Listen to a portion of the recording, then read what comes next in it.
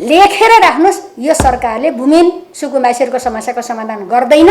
यो मुलुकका भूमिहीन सुकुम्बासीहरू जसको आजसम्म एक टुक्रा जमिनको आफ्नो स्वामित्वको पूर्जा छैन, तिनीहरूलाई भूमिको मालिक बनाउने कुरा सामाजिक न्यायको हिसाबले आजको जेन्युन मुद्दा थियो।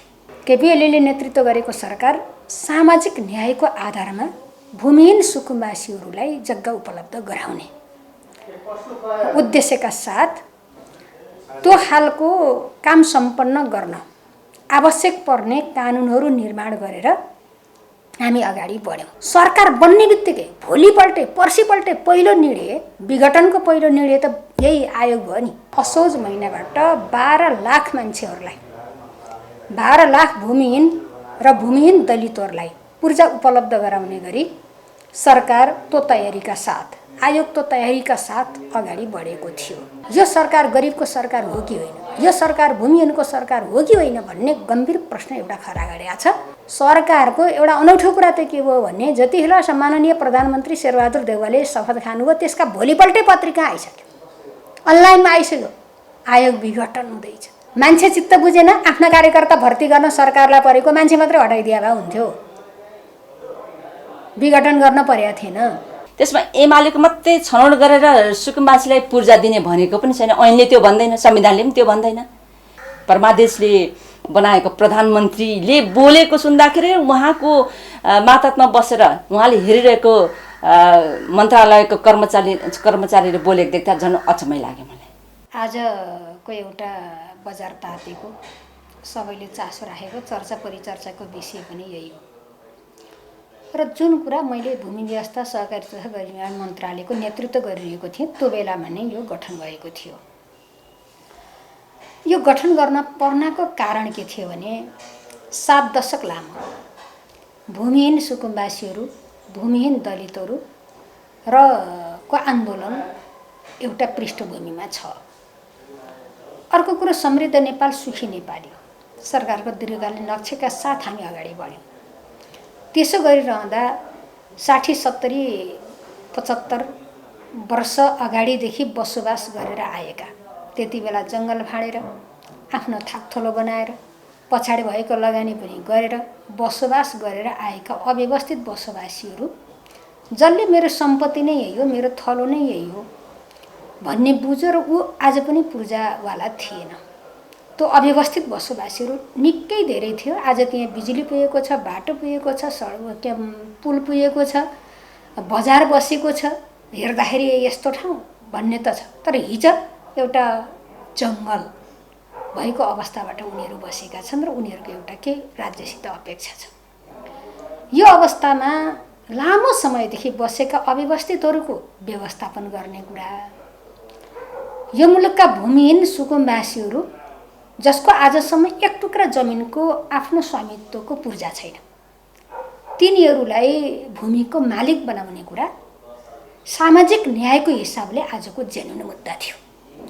त्यसैले अघिल्लो केपी ओलीको सरकार, केपी ओलीले नेतृत्व गरेको सरकार सामाजिक न्यायको आधारमा भूमिहीन सुकुम्बासीहरूलाई जग्गा उपलब्ध गराउने उद्देश्यका साथ त्यो खालको काम सम्पन्न गर्न आवश्यक पर्ने कानुनहरू निर्माण गरेर हामी अगाडि बढ्यौँ। भूमिहीन 8औं संशोधन भयो, भूमिहीन 21 को 8औं संशोधन भयो। त्यसको दफा 52 को उद्देश्य, त्यो भूमिहीन संशोधन गर्नको उद्देश्य भनेको यो समस्याको समाधान कानुनबाटै गरौँ। जमिन जस्तो कुरा हो, भोलि अदालतको कुरा हुन्छ, मुद्दा मामलाका विषय बन्छन्, अख्तियारका विषय बन्छन्। त्यसैले वैधानिक हिसाबले कानुनबाट नै हामीले व्यवस्था गरेर अगाडि जाउँ भनेर भूमिहीन 8औं संशोधन गरिकन कानुनको प्रबन्ध गर्यौँ। कानुनबाट नै यो भूमि समस्या समाधान आयोग गठन गर्ने कुरा सरकारले त्यो कुरा उल्लेख गर्यौँ। त्यसको मातहतमा बसेर गठन आदेश बनायौँ। त्यसको मातहतमा बसेर हामीले नियमावली निर्माण गर्यौँ। अनि त्यसपछि 18 वटा त्यो काम सम्पन्न गर्नको निम्ति विभिन्न खालका अरू चिजहरू हामीले 18 वटा निर्माण गरेर विभिन्न नामका कोही निर्देशिका होला, कोही कार्यविधि होला, त्यस्ता बनाएर यसलाई चाहिँ एकदम कानुनी हिसाबले परिपक्व बनाएर सरकारले काम अगाडि बढायो। काम अगाडि बढाइरहँदा आजसम्मको प्रगति के थियो भन्दा असोज महिनाबाट 12 लाख मान्छेहरूलाई 12 लाख भूमिहीन र भूमिहीन दलितहरूलाई पूर्जा उपलब्ध गराउने गरी सरकार तो तयारीका साथ आयोग तो तयारीका साथ अगाडि बढेको थियो र आज बिना कारण सरकारले विघटन गर्यो। यसको पछाडिको कुरा भनेको यो आयोगले काम गरेन होइन। छोटो समयमा आयोगले एउटा कुरा आयोग बनाउनै ढिलो भएको थियो र जसरी आयोग गठन भएपछि आयोग रफ्तारका साथ संरचना निर्माण गर्दै तल अवार्नेसका कार्यक्रमहरू सञ्चालन गर्दै स्थानीय तहहरूसित करार सम्झौताहरू गर्दै कार्य सम्पादन सम्झौताहरू गर्दै उसले छोटो अवधिमा पहिचान समेतका काम अगाडि बढाएर कति पहिचान भइसकेको कति पहिचान हुने क्रममा लगेको त्यसको निम्ति एकदमै पारदर्शी खालको एउटा सफ्टवेयर पनि निर्माण गरेको त्यो हिसाबले अब असौजदेखि पूर्जा बाँड्ने गरी उनीहरू तयारीमा थिए र आज प्रमाणित भइसकेको यो त पहिचान गर्ने काम त स्थानीय तहको नि माथिको आयोगको त होइन नि। पूर्जा वितरण गर्ने पनि स्थानीय तहले हो। सबै यिनीहरूले समन्वय गरिदिने त्यसको वातावरणहरू मिलाइदिने कानुनी पाटाहरूमा सहजीकरण गरिदिने कामहरू यो आयोगले गरेर उनीहरू अब साँच्चै भन्ने हो भने यो कार्यकालभित्र यो मुलुकका भूमिहीन सुकुम्बासीहरू अब छैनन् यसको समस्याको समाधान भयो भन्ने स्पिडका साथै गएको र मैले धेरै पटक भनेको थिएँ यो आयोग अन्तिम आयोग हुनेछ हामी जसै पनि समस्याको समाधान गर्छौँ भनेका थियौँ। यस्तो परिस्थितिमा तल जनताहरू उत्साहित भएर भूमिहीनहरू उत्साहित भएर अब रातो पूर्जा पाइने हो। दसैँमा खुसीका साथ हर्ष बढाइका साथ रातो पूर्जा सिरानीमा राखेर दसैँ मनाइने हो भनेर त्यो प्रतीक्षामा ती भूमिहीनहरू थिए ती सुकुम्बासीहरू थिए त्यो भूमिहीन दलितहरू थिए। यस्तो बेलामा सरकारले एकाएक राजनीतिक पूर्वाग्रहको कारणले जुन खालको आयोग विघटन भयो यसले साँच्चै सरकार निम्न वर्गको सरकार हो कि होइन यो सरकार गरिबको सरकार हो कि होइन यो सरकार भूमिहीनको सरकार हो कि होइन भन्ने गम्भीर प्रश्न एउटा खडा गरेको छ र यसको जवाब सरकारले दिनपर्ने ठाउँमा सरकार उभिएको छ। अकारण काम गरिरहेको अगाडि बढिरहेको यत्रो समुदाय निम्न स्तरको समुदाय जसलाई राज्यले हेर्न पर्ने हो राज्यले ठुल्ठुला त हेर्न पर्दैन निम्न स्तरका मान्छेको हो नि त ध्यान पुर्याउनु पर्ने राज्यले तिनले सुविधा पाउने चिजमा सबभन्दा पहिले सरकारको एउटा अनौठो कुरा त के भयो भने जतिखेर सम्माननीय प्रधानमन्त्री शेरबहादुर देउवाले शपथ खानुभयो त्यसका भोलिपल्टै पत्रिका आइसक्यो अनलाइनमा आइसक्यो आयोग विघटन हुँदैछ। पहिलो झड्का पहिलो लात्तो ती भूमिहीनहरूलाई मर्का पर्ने गरी भूमिहरूलाई चोट पुग्ने गरी राज्यले निर्णय गर्न हुँदैन थियो र गर्यो यो सरासर गल्ती कुरा छ। यसका दुईटा चिज मैले उठेको थाहा पाएको छु। एउटा कुरा अनौठो संयोग कस्तो संयोग पर्यो भने जतिखेर भूमि ऐन यो विषयलाई सम्बोधन गरेको त्यो संसदबाट पास हुँदै थियो। अघिल्लो पटक पास गरेर राष्ट्रिय सभामा पठाउने बेलामा प्रमुख प्रतिपक्षी दल नेपाली काङ्ग्रेसको समर्थन भयो सहयोग भयो। राष्ट्रिय सभाबाट छलफल गरेर आइसकेर अब फाइनल गर्नेतिर जुन हो नि त्यतिखेर बहिष्कार गरेको छ जबकि त्योभन्दा अर्को विषय नै थिएन। 52 भनेको स्पेसल यही विषयको निम्ति नै संशोधन गरिएको थियो। त्यसैले त्यो बेलादेखि किन यस्तो गरे होला यस्तो संवेदनशील विषयमा भन्ने प्रश्न उठेकै थियो। अनि आज सरकार बन्ने बित्तिकै भोलिपल्टै पर्सिपल्टै पहिलो निर्णय विघटनको पहिलो निर्णय त यही आयोग भयो नि। त्यसैले यो माथि के रहेछ भन्ने कुरा हो।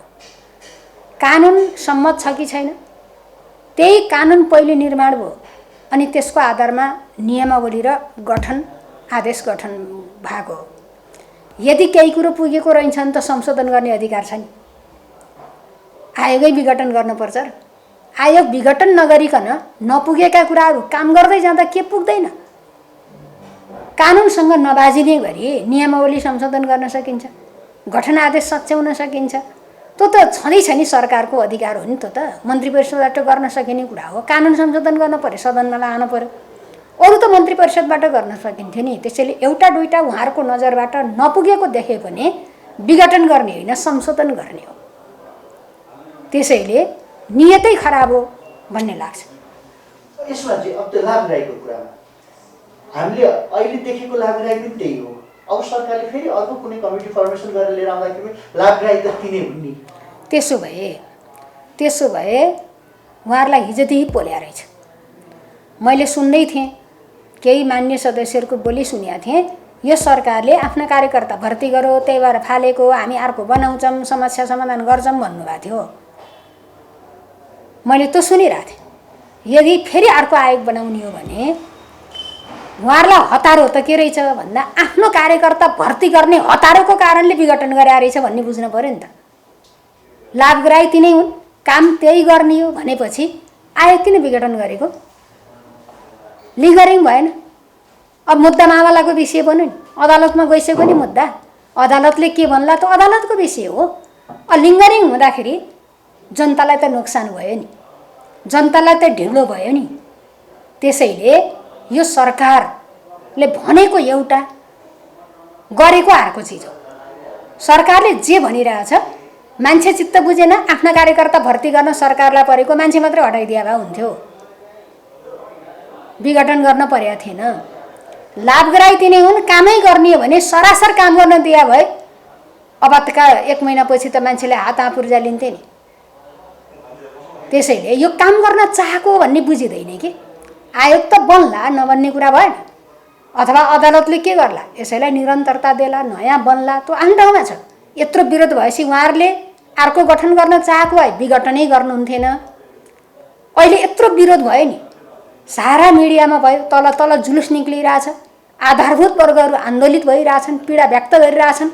त्यो भएपछि अब फेरि लाज पचाउन पर्यो अनि जोगिन पर्यो, उही आफ्नो छाला जोगाउनको निम्ति। अनि आयोग गठन गर्ने काम त गर्छ, लेखेर राख्नुहोस्, यो सरकारले भूमिहीन सुकुम्बासीहरूको समस्याको समाधान गर्दैन। त्यो समस्या समाधान गर्नको निम्ति फेरि हामी आउनुपर्छ, म दावाका साथ भनिदिन्छु। यसमा यो मैले पनि सुनेको र सम्माननीय प्रधानमन्त्रीज्यूले पनि भन्नुभएको, मैले न्युजहरू पढेको।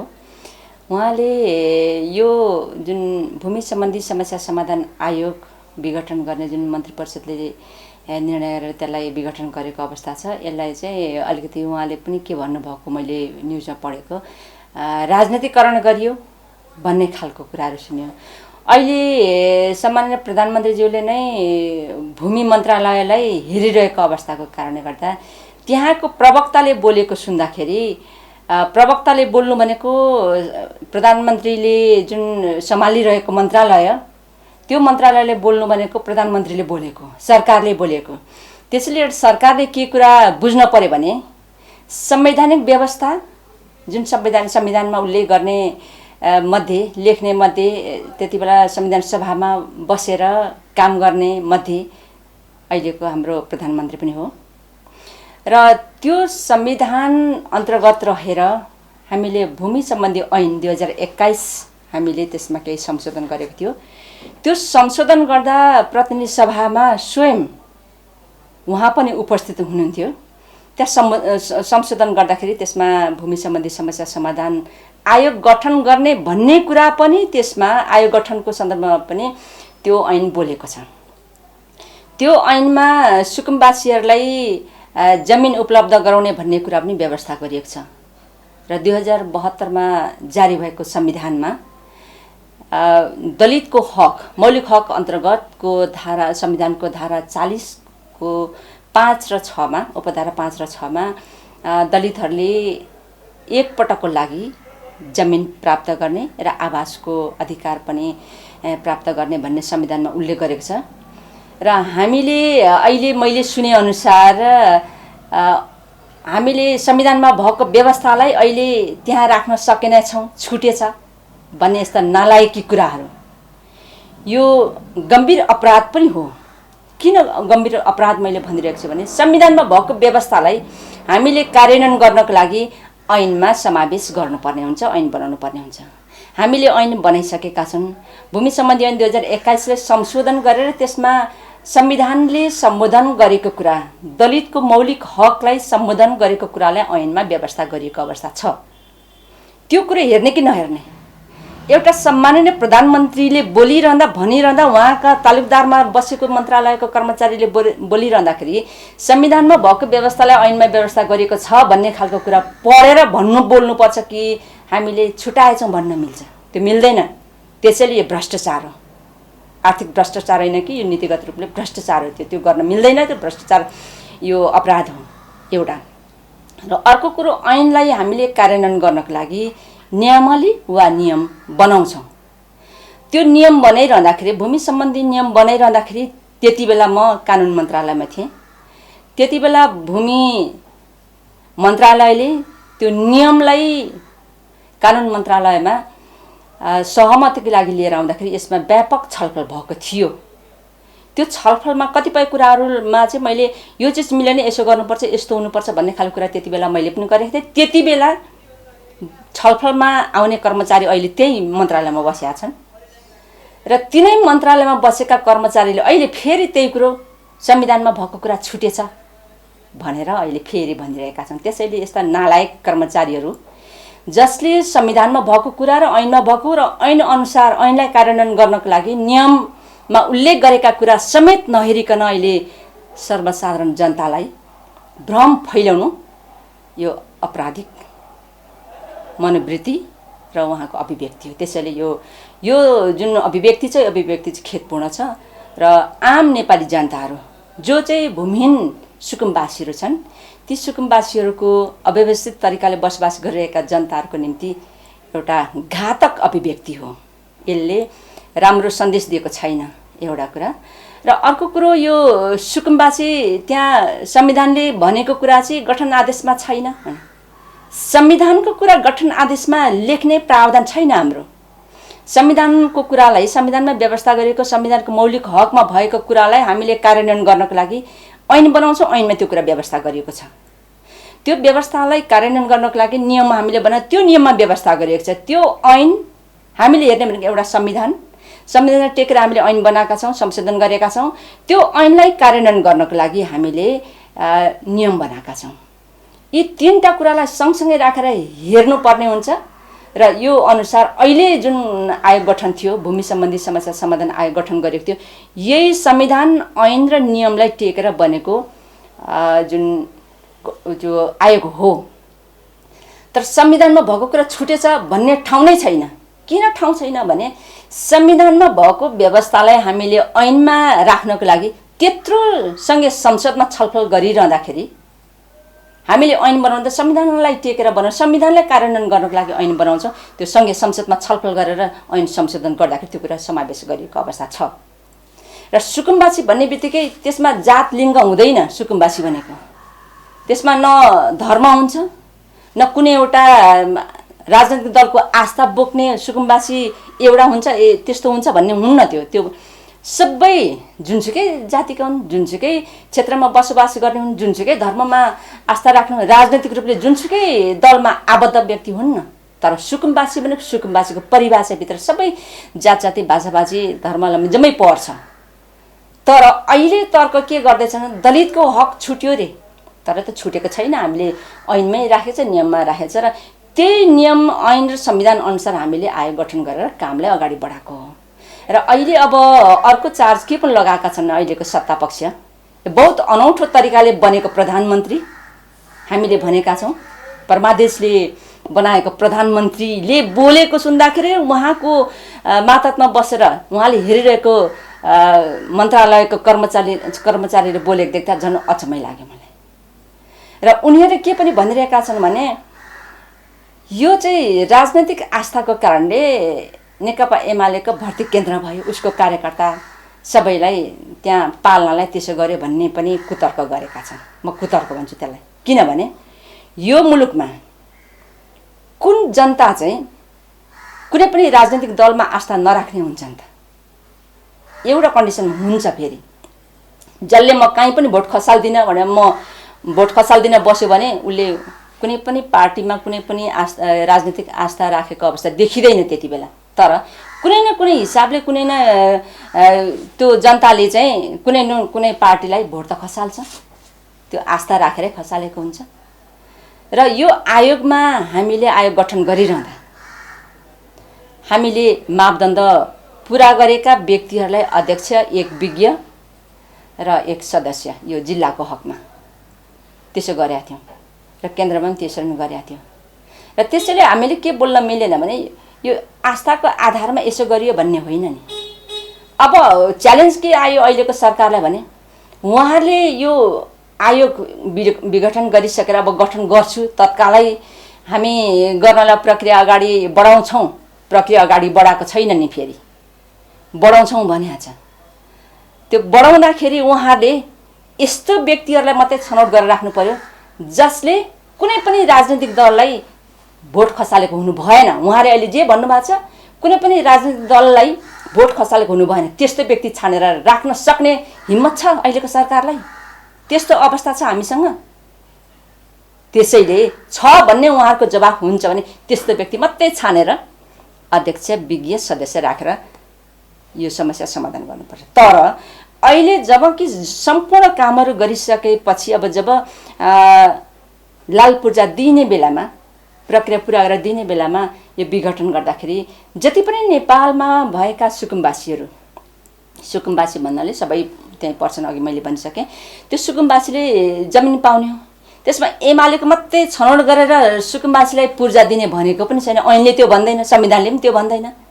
सुकुम्बासी पनि जोसुकै होस् न, जुनसुकै राजनैतिक दलमा आस्था राख्ने भए पनि त्यस्ता सुकुम्बासीले पूर्जा पाउनुपर्छ भन्ने सरकारको त्यति बेला तत्कालीन सरकारको त्यो आशय र संविधानको आशय पनि त्यो, ऐनको पनि आशय त्यो थियो। त्यो अनुसार अगाडि काम गर्दै गर्दाखेरि अहिले यो विभिन्न बहानामा त्यो आयोगलाई विघटन गरेको अवस्था छ। र यो विघटन गर्दाखेरि जति पनि तल सुकुम्बासीहरू हुनुहुन्छ, अव्यवस्थित तरिकाले बसोबासी गरिरहेका व्यक्तिहरू हुनुहुन्छ, उहाँहरूलाई उहाँहरूको भावनामा, उहाँहरूको अधिकारमाथि हनन भयो भने कुठाराघात भयो भन्ने कुरा हो।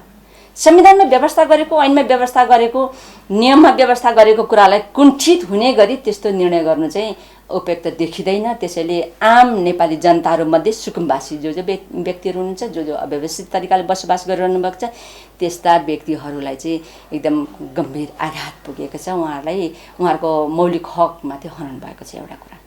र अर्को मैले केही नेपाली काङ्ग्रेसका केही माननीय सदस्यहरू मैले बोलेको सुन्दै थिएँ। यहाँ महँगो तरिकाले चाहिँ जग्गा यो एमालेको सरकार हुँदा दिने भयो, हामी सस्तोमा वितरण गर्छौँ भने त्यो एउटा कन्डिसन छ। त्यो कन्डिसन के हो भने अब त्यो हुन सक्ने सम्भावना देखिन्छ है। अव्यवस्थित बसोबासी भनेको वर्षौँ वर्षसम्म अव्यवस्थित तरिकाले बसोबास गरेका जो सही यथार्थ व्यक्तिहरू त्यहाँ बसोबास गरिरहेका छन्, त्यस्ता व्यक्तिको हकमा हामीले केही दस्तुर लिने कन्डिसन नियममा उल्लेख गरिएको छ। त्यो दस्तुर उल्लेख गरिरहँदाखेरि अब त्यो विभिन्न क्राइटेरियाहरू त्यहाँ मिट गर्ने छ। त्यसमा चाहिँ नम्बर सिस्टम छ। बढी नम्बर हुनेले दस्तुर अलिक बढी तिर्नुपर्छ भने, बढी नम्बर हुने भन्नाले जसको चाहिँ बाहिर, जो अव्यवस्थित तरिकाले बसोबास गरिरहेको ठाउँदेखि बाहिर उसको पर्याप्त धन सम्पत्ति छ, पर्याप्त घर जग्गा छ, फ्याक्ट्रीहरू छ, उद्योग धन्दा सञ्चालन गरिरहेको छ, घर जग्गा चाहिँ सारा कुरा छ, गाडी घोडा सारा छ, यस्ता व्यक्तिहरूको हकमा दस्तुर अलिक बढी लिने भन्ने व्यवस्था गरिएको छ नियममा।